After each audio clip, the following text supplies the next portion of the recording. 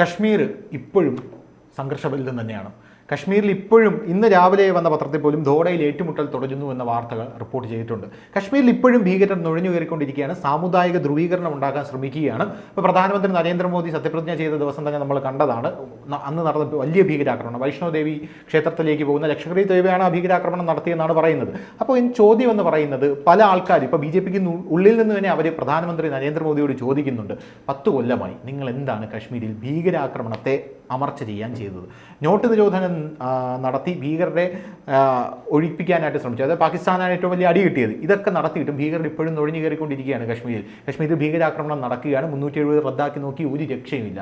അപ്പോൾ നരേന്ദ്രമോദിക്കെതിരെ വലിയ രീതിയിലുള്ള വിമർശനം ഉയരുന്നുണ്ട്. കശ്മീരിൽ എന്താണ് നിങ്ങൾ ചെയ്തത്? നിങ്ങൾ വോട്ട് നേടിയത് ഭീകരാക്രമണം ഒഴിക്കാമെന്നൊക്കെ പറഞ്ഞാണ്. പക്ഷേ ഇതേ നില, അതായത് 10 വർഷം മുമ്പ് എങ്ങനെയായിരുന്നോ അതേ സമാനമായിട്ടുള്ള അവസ്ഥയാണ്. ഭീകരർ വരുന്നു, അവിടെ പട്ടാളക്കാരെ കൊല്ലുന്നു, മുന്നോട്ട് പൊയ്ക്കൊണ്ടിരിക്കുന്നത്. അതിന് മുമ്പുള്ള ഗവൺമെൻറ്റുകൾ എന്തായത്?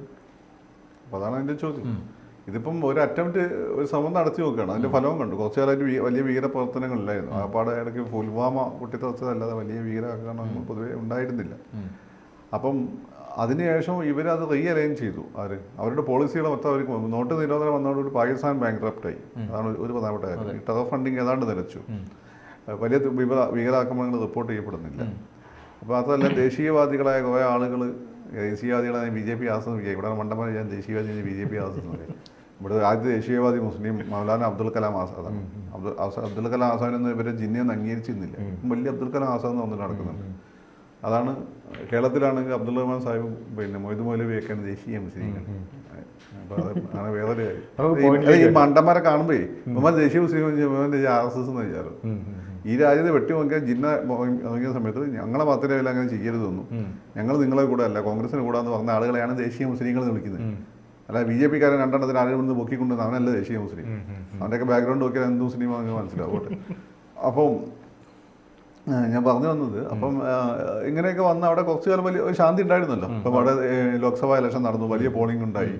മാത്രമല്ല, ഷഹല റസീദിനെ പോലെ ഭയങ്കരമായ മോഡി വിരുദ്ധ, ഇന്ത്യൻ വിരുദ്ധയായ ലേഡി ജയിനിയുടെ സമരത്തെ നേതൃത്വം കൊടുത്തവരാണ്. അവരിപ്പോൾ ഭയങ്കര ഇന്ത്യ ഫാനായിട്ട് മാറി. ഒരു കോളേജിൽ അവർ ജോയിൻ ചെയ്തു. രാജിവെച്ചായ IAS ഓഫീസറുണ്ട്, അയാൾ തിരിച്ച് സർവീസ് കയറിയെന്നാണ് എൻ്റെ കരുതുന്നത്. അപ്പോൾ ഇങ്ങനെ ഒരുപാട് മാറ്റങ്ങൾ അവിടെ വന്നിട്ടുണ്ട്. അവിടെ പ്രശ്നം എന്ന് വെച്ചാൽ, അവിടെ പാകിസ്ഥാൻ്റെ ഫണ്ടിങ് വന്ന സമയത്ത് ഇന്ത്യനെ അവിടെ ആ ഏരിയ സ്റ്റേബിൾ ആയിരിക്കരുത് എന്ന് കരുതുന്ന ഒരു ഇൻ്റർനാഷണൽ ലോബിയുണ്ട്, ആയുധ ലോബിയുണ്ട്. അതുപോലെ തന്നെ പുറമെ ചിരിച്ചു കാണിക്കുകയും ഉള്ളിൽ നമുക്കിട്ട് പണിയും ചെയ്യുന്ന അമേരിക്കയുണ്ട്, ചൈനയുണ്ട്, ഇങ്ങനെയുള്ള രാജ്യങ്ങളുണ്ട്. അപ്പോൾ ഇവരെല്ലാം തന്നെ അവിടെ കാശ് ഇറക്കുന്നുണ്ടാവും ഏതെങ്കിലും രീതിയിൽ. ആ കാശ് ഇറക്കുന്നത് കാശ് പുറത്തുനിന്നൊക്കെ മേടിച്ചിട്ട് ഏതെങ്കിലും പയ്യന്മാരൊക്കെ ഇങ്ങനെയുള്ള ആക്രമണ പ്രവർത്തനങ്ങളായിട്ട് ഇറങ്ങുന്നുണ്ടാവും. അത് ആർക്കും ചെയ്യാം. ഇന്ത്യയിൽ ഏത് സ്ഥലവും ഒരു ഭീകരവാദിക്ക് ഒരു ആക്രമണം നടത്തും. നമുക്ക് തടയിടാൻ പറ്റില്ലേ? നമുക്ക് വലിയൊരു ഇന്റലിജൻസ് വിങ് ശക്തിപ്പെടുത്തിയേ പറ്റുള്ളൂ. എങ്കിൽ പോലും ലൂപ്പ് ഹോൾസ് ഉണ്ടാവും. ഇപ്പോൾ അമേരിക്കയുടെ ഇന്റലിജൻസ് വിങ് എത്ര പവർഫുള്ളാണ്. ഇതിലല്ല വില്ലാതം ബോംബ്, പിന്നെ മറ്റേ സാധനം കെട്ടിപ്പോയി വേൾഡ് ട്രേഡ് സെന്റർ. മാത്രമല്ല അമേരിക്കയിൽ ഇത്രയും ശക്തമായ പോലീസിങ് ഉണ്ടായിട്ട് ഓരോരോ പയ്യന്മാർ തോക്കും കൊണ്ട് വല്ല ബാറിലും പോയി വെടിവെക്കുന്നില്ലേ? ഇതൊന്നും നമുക്കൊന്നും ചെയ്യാൻ പറ്റില്ല. അതൊക്കെ ലോൺ വൂൾഫ് അറ്റാക്ക് പോലെ നടക്കുന്ന കാര്യങ്ങളാണ്. അപ്പോൾ അതിനെ മറികടക്കാൻ കൂടുതൽ ശക്തമായ ഇന്റലിജൻസ് സംവിധാനം വരിക. അതിന് പ്രതിപക്ഷം കൂടി സപ്പോർട്ട് ചെയ്യണം. കാരണം അവിടെ അത്രയും ശക്തമായ ഇന്റലിജൻസ് സംവിധാനം ജനങ്ങളുടെ സപ്പോർട്ടോടു കൂടി നടപ്പിലാക്കി കഴിഞ്ഞാൽ മാത്രമാണ് നമുക്ക് എന്ത് ചെയ്യാൻ പറ്റുള്ളൂ, ഇതിനെയൊക്കെ കൺട്രോൾ ചെയ്യാൻ പറ്റുള്ളൂ. എങ്ങനെ കുറയ്ക്കാൻ പറ്റുള്ളൂ, കൺട്രോൾ ചെയ്യാൻ പറ്റില്ല, കുറച്ചു കൊണ്ടുവരാൻ പറ്റുള്ളൂ. അങ്ങനെ കുറേ നിരന്തരമായി കുറച്ചു കൊണ്ടുവരുമ്പോൾ അവർക്ക് ഇപ്പം ചെച്ചിനിയിലെ തീവ്രവാദം പൊട്ടിന് അവസാനിപ്പിച്ചാണ്ടില്ലേ. പുട്ടിൻ എന്താ ചെയ്തത്? അപ്പോൾ അതിനുശേഷം ചെറുതായിട്ട് എന്തോന്ന് പൊട്ടി തെറിച്ചു അടുത്ത കാലഘട്ടത്തിൽ. എങ്കിലും ഒരു വലിയ സമാധാനം അവിടെ ഉണ്ടായിരുന്നു. അപ്പോൾ ഇത്തരം സാധനങ്ങളൊന്നും നമുക്ക് പൂർണ്ണമായിട്ട് നശിപ്പിക്കാൻ പറ്റില്ല. അത് കുറച്ചൊക്കെ എലിമെൻറ്റ്സ് അവിടെ കിടക്കും. അത് ഏതൊരു ഭരണകൂടം വന്നാലും ആളുകൾക്ക് നെഗറ്റീവായിട്ട് ആറ്റിറ്റ്യൂഡ് ഉണ്ടാകും. അവിടെ ഇത് ചെയ്യേണ്ടത് പ്രതിപക്ഷമാണ്. ഇപ്പോൾ മോഡിയാണ് ഭരിക്കുന്നത് അല്ലെങ്കിൽ മൻമോഹൻ സിംഗ് ആണ് ഭരിക്കുന്നത് വെച്ചാൽ ഈ പ്രതിപക്ഷ ഉത്തരവാദിത്തമില്ലാതെ പെരുമാറാൻ പാടില്ല. അവിടെ ആ പ്രശ്നം പരിഹരിക്കണം. അവർ ഒരുമിച്ച് നിൽക്കണം. ഇത് അവിടെ ഒന്ന് പ്രശ്നം ഉണ്ടായി കിട്ടട്ടെ, എങ്കിലും ഞങ്ങൾക്കത് മാർക്കറ്റ് ചെയ്യാം. മോഡി അതിൽ പരാജയപ്പെട്ടു, അല്ലെങ്കിൽ മൻമോഹൻ സിംഗ് അതിൽ പരാജയപ്പെട്ടു എന്ന് വിചാരിച്ചെടുക്കുന്ന ആളുകളാണ് ശരിക്കും എന്താണ് പറയുക, രാജ്യവിരുദ്ധ പ്രവർത്തനം നടത്തുന്നത്. അല്ല, കശ്മീരിൽ ഈ ഓരോ ഭീകര സംഘടനയെ അടിച്ചമർത്തും തോറും ഓരോന്ന് ഉദയം ചെയ്ത് അത് കശ്മീർ ടൈഗേഴ്സ് എന്ന് പറഞ്ഞ ഭീകര സംഘടന. ബേസിക്കലി ഇത് ആദ്യം JKLF ആയിരുന്നു. JKLF വാജ്പേയിയുടെ സമയത്ത് അവർ ഇന്ത്യ ഗവൺമെന്റിന്റെ ചർച്ചയ്ക്ക് വരിക, റംസാൻ മാസത്തിൽ അവർ വെടിനിർത്തൽ പ്രഖ്യാപിക്കുകയൊക്കെ ചെയ്തിട്ടുണ്ട്. അത് അപ്പോൾ അവരൊന്നിട്ട് ഇവ വന്നപ്പോൾ ലഷ്കർ ഇ തൊയ്ബയായി. അപ്പം ഈ JKLF വാജ്പേയി ഗവൺമെൻറ്റായിട്ട് ചർച്ച നടത്തിയപ്പോൾ ഇവിടെയുള്ള മാധ്യമങ്ങൾ എഴുതിയത് അവരിപ്പം പവർഫുൾ എന്നല്ല, ജെയ്ഷെ മുഹമ്മദുമായിട്ടല്ല ചർച്ച നടത്തുന്നത്. ജെയ്ഷെ മുഹമ്മദുമായിട്ട് എങ്ങനെ ചർച്ച എടുത്ത് ഇന്ത്യ എന്ന രാജ്യത്തെ മേപ്പ് നിന്ന് വായിക്കണം എന്ന് പറയുന്ന ആളുകൾ മറ്റൊരു കാശ്മീർ സ്വാതന്ത്ര്യത്തിന് വേണ്ടി പറയുന്നു. ഇന്ത്യ എന്നുള്ള സാധനത്തെ മേപ്പെന്ന് വായിക്കണം എന്ന് പറയുന്ന ആളുകളാണ് ഈ ജെയ്ഷെ മുഹമ്മദ്. അവരെ എങ്ങനെ ചർച്ച ചെയ്യാൻ നടത്താൻ പറ്റും? അപ്പോൾ ഈ ജെയ്ഷെ മുഹമ്മദ് അതിന് കുറേ കാലം അവിടെ കഴിഞ്ഞ 10-15 വർഷമായി നടത്തിക്കൊണ്ടിരുന്നത്. അവരെയാണ് ഇപ്പോൾ മോഡി അടിച്ചമർത്തിയിരിക്കുന്നത്. അത് പ്രധാനപ്പെട്ട ആളുകളെയൊക്കെ കൊന്നു കഴിഞ്ഞു. അതിനിടയ്ക്ക് ബുർഹാൻ വാനി JKLF-ന്റെ പിന്നെ യങ് ഫേസ് ആയിട്ട് ഇവർ ഈ ഓൺലൈൻ മീഡിയ വഴി വലിയ പ്രചാരണം നടത്തുകയും ചെയ്തു. അയാളെയും വധിക്കുകയുണ്ടായി. അതിന് 300 ആർട്ടിക്കിൾ 370 എന്ന സിനിമ ഉണ്ട്, വേണമെങ്കിൽ ഒന്ന് കണ്ടു നോക്ക്. അത് കാണേണ്ട ഒരു സിനിമയാണ്, അവിടെ എന്താണെന്ന് സംഭവിച്ചതെന്നുള്ളത്. അപ്പം ഒന്നത് അതിൽ നെഹ്റുവായിട്ട് ബന്ധപ്പെട്ട ഒന്ന് രണ്ട് കാര്യങ്ങൾ. അപ്പം അവിടുത്തെ രാജാവ് ഇന്ത്യയുടെ ഭാഗമാകണമെന്ന് ആഗ്രഹിച്ചിരുന്നു എന്നാൽ തെറ്റാണ്. അയാൾക്ക് ഇൻഡിപെൻഡൻ്റായി നിൽക്കാനായി സാധ്യത. പാകിസ്ഥാൻകാരൻ നോഞ്ഞി ഇറപ്പിയാണ് അയാൾ മറ്റേ തിലകം മറ്റേ ഇതിൽ പറഞ്ഞതിൻ്റെ അതിരി കിലുക്കത്തിലെ തിലകം തിരിച്ചു ചെയ്യുന്നില്ല, അതേപോലെ നെഹ്റു പട്ടേലെ രക്ഷിക്കണമെന്ന് വന്നത്. അതൊക്കെ അതിൽ തെറ്റാണ്. അതിൽ കുറച്ച് പൊപ്പകാരൻ്റെ ഉണ്ട്, അതർവൈസ് കുറേ റിയാലിറ്റി അതിൽ കൃത്യമായിട്ട് കാണിക്കുന്നുണ്ട്. അപ്പോൾ അതാണ് ഒന്നാമത്തെ പിന്നെ ഒരു കാര്യം. അപ്പം അവിടെയുള്ള ഇപ്പോൾ ഉള്ളതെന്ന് വെച്ചാൽ അതിൽ നിന്ന് ലഷ്കർ ഇ തോയ്ബ അടങ്ങിയ സമയത്ത്, ബുർഹാൻ വാനി അടങ്ങിയ സമയത്ത് ആര് വന്നു? യുവമാർ വന്നു, ഈ പറയുന്ന ടൈഗേഴ്സ് വന്നു. യുവമാർ ശ്രീലങ്ക തമിഴ് പോരാളികൾ എന്നാണ് ഈ പേരെടുത്തത്. ഇപ്പോൾ ഇസ്ലാം എന്ന് പറഞ്ഞാൽ പെട്ടെന്ന് നെഗറ്റീവ് സംഭവം ഒരു പക്ഷേ കേൾക്കാം. അപ്പം നമുക്ക് തന്നെ ഈ പറയുന്ന നമ്മളെ കൂട്ടത്തിലുള്ള ഇതിനൊക്കെ സപ്പോർട്ട് ചെയ്യുന്ന ആളുകൾക്ക് തന്നെ ഈ മതത്തിന് ചീത്തപ്പേരുണ്ടാക്കുന്നവരോട് അവർക്ക് തന്നെ മടുത്തിരിക്കുകയാണ്. ഇപ്പോൾ ലോകത്ത് മുഴുവൻ പൈസ മുസ്ലിങ്ങൾ ഭീകരവാദി എന്നുള്ള പേര് വന്നല്ലോ, അത് മാറ്റാൻ വേണ്ടിയിട്ടാണ് ഈ പണിയെടുത്തത്. ടൈഗേഴ്സ് എന്നുള്ള പേര്. അപ്പോൾ കാശ്മീർ എന്ന് പറഞ്ഞാൽ എല്ലാവരും ഉൾപ്പെടുള്ളൂ. അപ്പോൾ കാശ്മീർ പണ്ഡിറ്റുകൾ നിങ്ങൾ ആദ്യം കൂടെ അവിടെ താമസിപ്പിക്കും, എന്നിട്ട് നിങ്ങളത് കാശ്മീർ ടൈഗേഴ്സിന് ഉണ്ടാക്കുക. കാശ്മീർ മുസ്ലിം ടൈഗേഴ്സ് അല്ലല്ലോ, കാശ്മീർ ടൈഗേഴ്സ് അല്ലേ. ആ പണ്ഡിറ്റ് പാവങ്ങൾ ഡൽഹിയിലൊക്കെ ജീവിക്കുകയാണ്, പോയിട്ട് കൊണ്ടുവച്ച് താമസിപ്പിക്കും. നിങ്ങൾ ഇനീഷ്യേറ്റീവ് എടുത്തോ, അത് ചെയ്യണമല്ലോ. അത് ചെയ്യാതെ ഇത് ചെയ്യുമ്പോൾ എന്താ സംഭവം നമുക്ക് ബേസിക്കലി അറിയാം. അപ്പം അത് പുതിയ ഔട്ട്ഫിറ്റാണ്. ഇതിൻ്റെ ടെറർ ഫണ്ട് വരുന്നത് പുറത്തുനിന്നായിരിക്കും.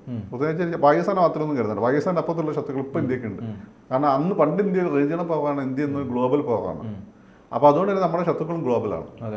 അപ്പോൾ അതുകൊണ്ട് അവരുടെ ഫണ്ടിങ് കൊണ്ട് കൂടി അത് ഒരു ദിവസം കൊണ്ടൊന്നും ഇല്ലാതാക്കാൻ പറ്റില്ല. ഇവിടെ എന്തെങ്കിലും ആത്മാർത്ഥ പത്രങ്ങൾക്കും സെക്കുലർ മീഡിയയ്ക്കും ഉണ്ടെങ്കിൽ ഗവൺമെൻറ് പൂർണ്ണമായ പിന്തുണ നൽകുക.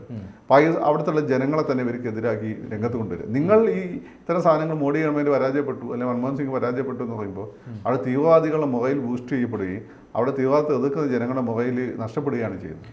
അത് മനസ്സിലാക്കണം. ഇതിലൊരു കാര്യം കൂടെ ചോദിക്കാനുള്ളത്, ഇപ്പോൾ കശ്മീരിലെ ജമ്മു കശ്മീരിൽ തെരഞ്ഞെടുപ്പ് വരാൻ പോവുകയാണ്. 370 അബ്രിഗേഷൻ ഉണ്ടായ ശേഷം തെരഞ്ഞെടുപ്പ് വരാൻ പോവുകയാണ്. അപ്പോൾ ആ വരുന്ന സമയത്ത് അവിടെ ഭീകരമായിട്ടുള്ള ഒരു അന്തരീക്ഷം സൃഷ്ടിക്കാനുള്ള ഒരു ശ്രമമാണോ എന്ന് ഒന്നാമത്തെ കാര്യം. രണ്ടാമത് ഇതിലുള്ളൊരു സാധ്യത എന്ന് പറയുന്നത് POK, പാക് അധീന കശ്മീർ. ഈ തെരഞ്ഞെടുപ്പിൽ BJPയുടെ ഏറ്റവും വലിയ വാഗ്ദാനം എന്ന് പറയുന്നത് പ്രകടന പത്രികയുള്ളത് പാക് അധീന കശ്മീർ ഞങ്ങൾ തിരിച്ചു പിടിക്കും എന്നുള്ളതാണ്. പാക് അധീന കശ്മീരിനകത്ത് ചൈന ഒരുപാട് വികസന പ്രവർത്തനങ്ങൾ നടത്തുന്നുണ്ട്. പാക് അധീന കശ്മീർ തിരിച്ചു പിടിക്കാനായിട്ട് ഒരു ശ്രമം നടക്കും. ഇപ്പോൾ അവിടെ പ്രക്ഷോഭമൊക്കെ നടക്കുന്ന ഒരു സാഹചര്യം ഉണ്ടല്ലോ. അപ്പോൾ അത് പാകിസ്ഥാനെയും ചൈനയും ഒരുപോലെ ചൊടിപ്പിക്കുന്ന ഒരു വിഷയമാണ്. ഇപ്പോൾ നരേന്ദ്രമോദിയുടെ റഷ്യൻ യാത്രയ്ക്ക് അതുമായിട്ട് എന്തെങ്കിലുമൊക്കെ ബന്ധമുണ്ടോ എന്നുള്ള പല കോൺസ്പിറസി തിയറീസും പല സ്ഥലത്തും നടക്കുന്നുണ്ട്. ഇതുമൊക്കെ ആയിട്ട് നമുക്ക് എങ്ങനെയെങ്കിലും കണക്ട് ചെയ്ത് സംസാരിക്കാനായിട്ട് പറ്റും. അതായത് ഇതുമായിട്ട് ബന്ധപ്പെട്ടുള്ള ഭീകരാക്രമണമോ നിലവിൽ അവിടെ നടക്കും. ഒന്നാമത്തെ കാര്യം തിരിച്ചു പിടിക്കാൻ ശ്രമിക്കാതിരിക്കുക, എപ്പോഴും തലവേദനയായിരിക്കും. കാരണം വെച്ചാൽ അവിടെ ജനങ്ങൾ നല്ലൊരു പങ്കും ഇന്ത്യയുടെ കൂടെ ചേരാൻ ആഗ്രഹിക്കുമ്പോൾ 25% ഈ മതം തലക്ക് പിടിച്ചവന്മാരുണ്ട്. അവരെന്മാരും എല്ലാ കാലത്തും നമുക്ക് തലവേദനയായിരിക്കും. അവരെ കൂടെ നിർത്താനുള്ള ബുദ്ധിമുട്ടാണ്. ഈ തൽസ്ഥിതി തുടർന്നുകൊണ്ട് ഇവിടെയുള്ള ഈ ഭാഗത്തെ രക്ഷപ്പെടുത്തി എടുക്കാനാണ് നോക്കേണ്ടത്. മാത്രമല്ല ചൈനയ്ക്ക് അവരൊരു അതിൻ്റെ കുറേ ഭാഗം ചൈനയ്ക്ക് വിറ്റിട്ടുണ്ട്. അപ്പോൾ ചൈനയെ നമ്മൾ ഒരു കോൺഫ്ലിക്റ്റിലേക്ക് പോകാൻ സാധ്യതയുണ്ട്.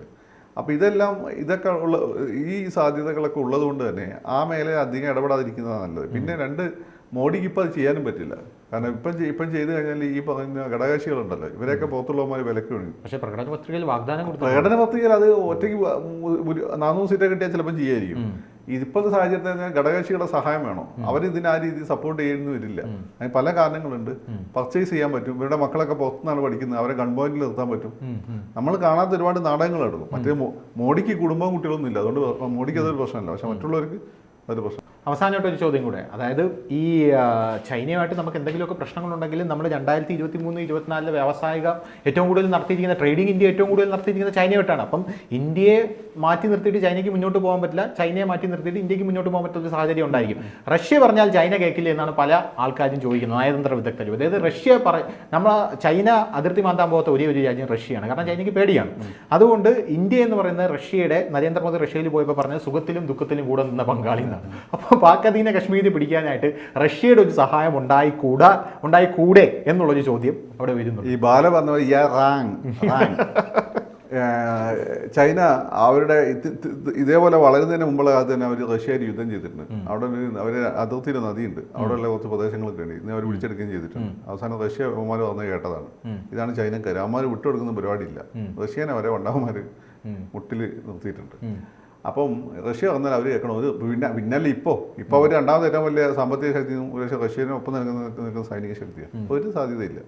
റഷ്യ വന്നാലും അവർ കേൾക്കില്ല. അവർക്ക് അവരുടെ ഗ്ലോബൽ അജണ്ടയാണ്. പിന്നെ ഇന്ത്യക്കാരെ പോലെ അല്ല, ഒടുക്കത്തെ നാഷണലിസമാണ്.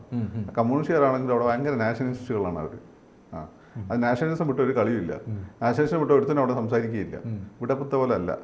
അപ്പോൾ അതുകൊണ്ട് അവരുടെ നാഷണൽ അസറ്റായി അവർ കരുതുന്നതാണ് പിന്നെ ഈ വൺ റോഡ് വൺ വേൾഡ് എന്നുള്ള കോൺസെപ്റ്റ്. പഴയ സിൽക്ക് റോഡ് പുനരുജ്ജീവിപ്പിക്കാനുള്ളത്. ആ സിൽക്ക് റൂട്ട് ആ വഴിയാണ് കടന്നത്. അപ്പോൾ ഇന്ത്യ അതിൻ്റെ ഭാഗമല്ല. അതിൻ്റെ ഭാഗമായിട്ടുള്ള ഇൻഫ്രാസ്ട്രക്ചർ ഡെവലപ്മെൻറ്റ് അവർക്ക് വളരെ നിർണായകമാണ്. അതാണ് ഞാൻ പറഞ്ഞത് POK തൊട്ട് കളിക്കാതിരിക്കുന്ന നല്ലത്, കൈവിട്ടു. അപ്പോൾ POK തൽക്കാലം അങ്ങനെ തന്നെ നിലനിർത്തിക്കൊണ്ട് നമ്മുടെ സൈഡിലുള്ള കാശ്മീരിനെ രക്ഷപ്പെടുത്തിയെടുക്കുക എന്നുള്ളതാണ് പ്രധാനം.